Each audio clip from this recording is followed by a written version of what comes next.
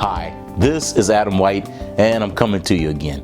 Today, I want to give you 5 keys, and I want to talk about one subject that is most valuable. You know, have you ever asked the question, what is one of the most powerful and influential leadership characteristics that you can have as a leader? Whether it's leading your family or you're leading your organization, doesn't matter who you're leading.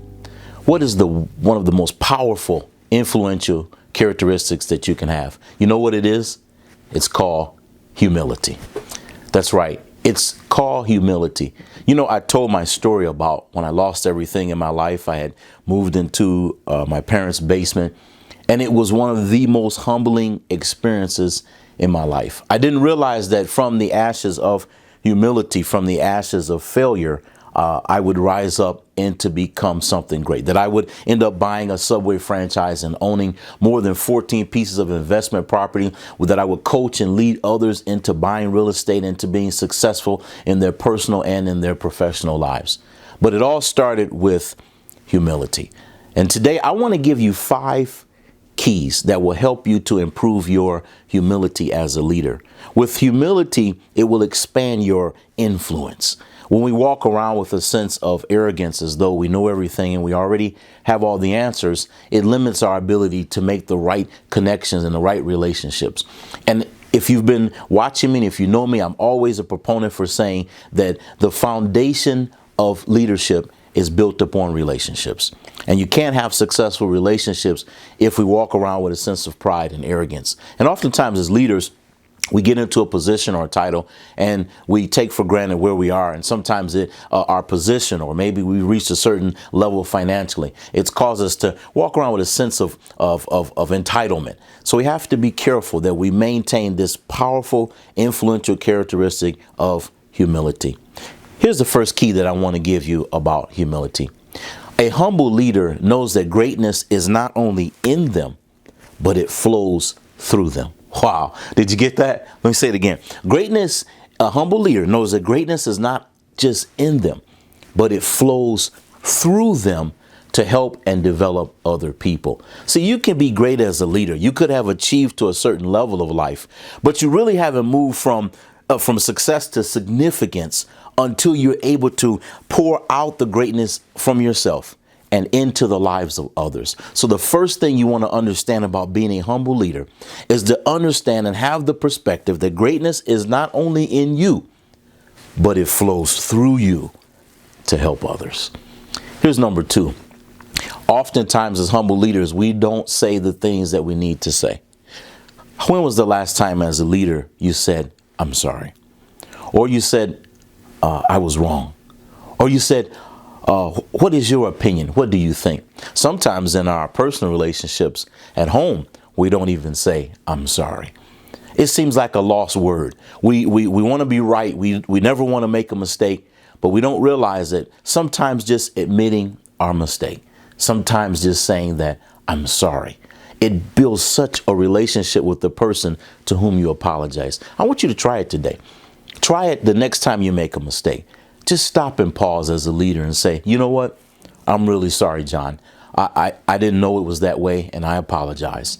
And watch the effect that it will have on your leadership ability. Saying "I'm sorry." Asking someone's opinion. What do you think about this? As a leader, we don't have to have all of the answers. It's okay to seek the answers from those that follow us. And sometimes they have the most brilliant answers, and they will catapult our leadership to the next level. Here's number 3.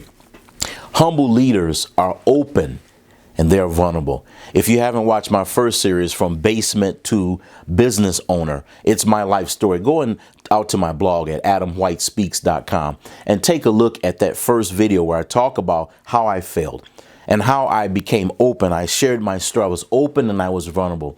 And I was here, and I'm still here to say that leadership doesn't start at the top. It starts in the basement. It starts in the lowest place. But from there, you can catapult into success. So number 3 is humble leaders are open. They wear their scars like a badge of honor. They share their failures and their mistakes with those that follow them. And those people connect. They say, "Hey, wait a minute. I didn't know he had that problem. I've got the same problem too." So number 3 is being humble allows a leader to be open and to be vulnerable.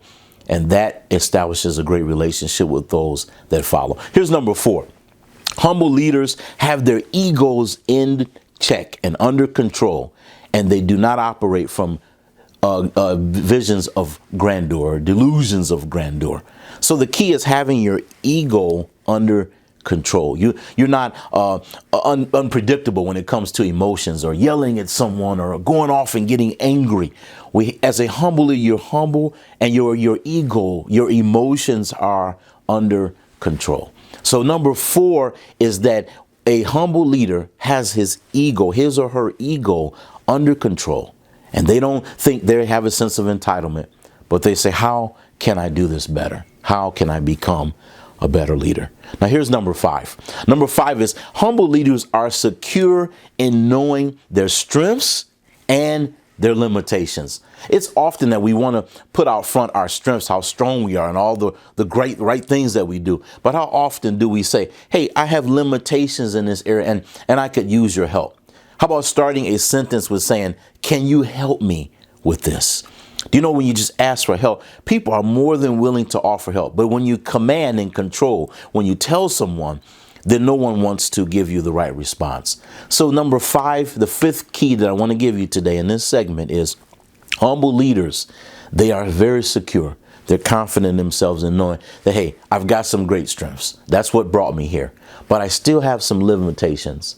I still have some things that I'm working out. I'm still developing. It doesn't matter how far I've gotten. If I'm the CEO, I still have limitations. And I'm working every day to improve those limitations and become a great leader. I hope those 5 keys have helped you today on your journey for great leadership. This is Adam White. I want you to come out and visit me, adamwhitespeaks.com. Please visit my blog. I'll be sharing great videos and great tips on leadership for life and for your career. Remember, as I said, leadership development and character development are the same. There's no difference. So as you develop your character, you develop this characteristic of humility. Simultaneously, your leadership development will also grow. And you will find that you will develop great relationships. You'll have great leadership. This is Adam White. Take care.